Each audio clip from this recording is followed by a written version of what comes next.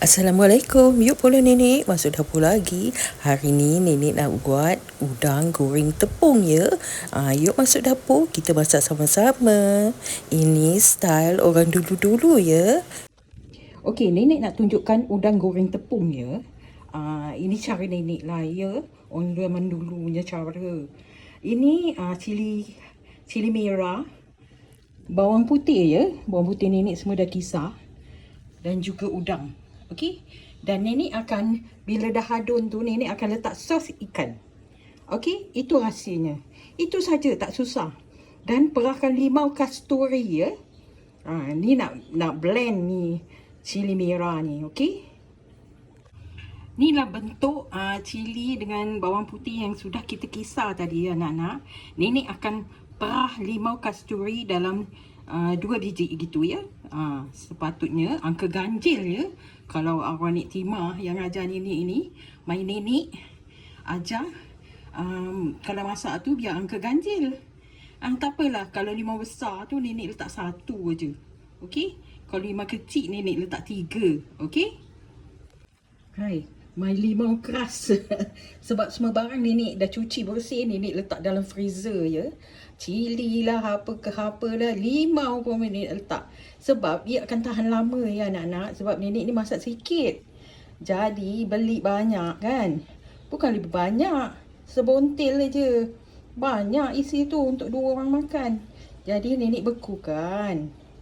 Jadi ni limau keras. Okey, nenek akan letak dalam air panas dan perai dia. Okey. Air limau sudah siap. Sekarang boleh masukkan ke dalam cairan yang kita dah bikin tu ya. Macam sambal cili dan bawang putih tadi. Okey.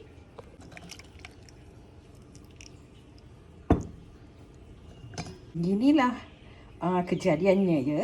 Sudah boleh masukkan udang ya anak-anak. Ni udang kita ya. Sudah boleh masukkan. Macam mana nak cemplung. Okey, cemplungkan udang. Lepas tu masuk tepung, masuk sos ikan. Dah boleh goreng. Okey. Sos ikan ya anak-anak, letak sos ikan. Okey. Letak tepung beras.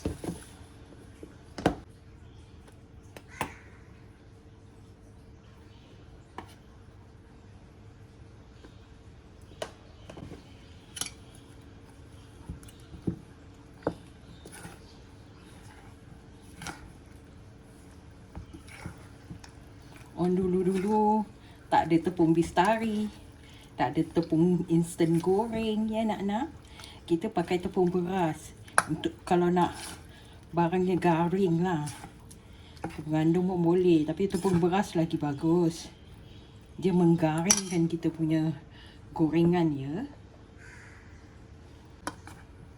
Nak rasa.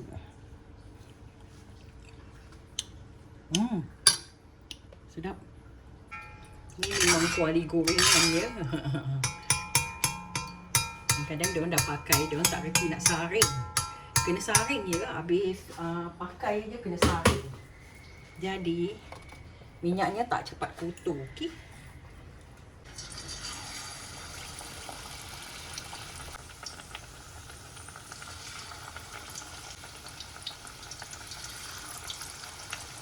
Tok Noh suka kalau udang goreng tepung ni, dia suka. Budak-budak pun suka juga. Jom kalau udang masak anak-anak ni, keluarga ni tak berapa sangat minat tau. Itu yang mengherankan. Sama kuali ni pakai kuali waja tau.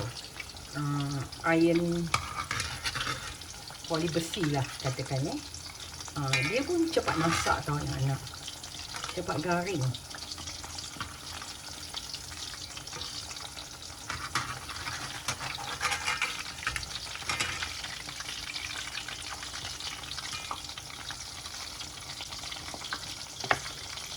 Okey, gorenglah sehingga udang masak ya.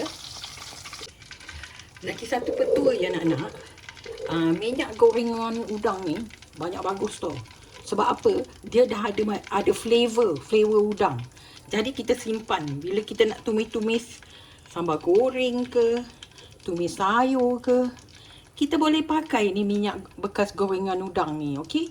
Sebab dia dah ada flavor original, okey? Nenek ingat nenek nak simpan ni.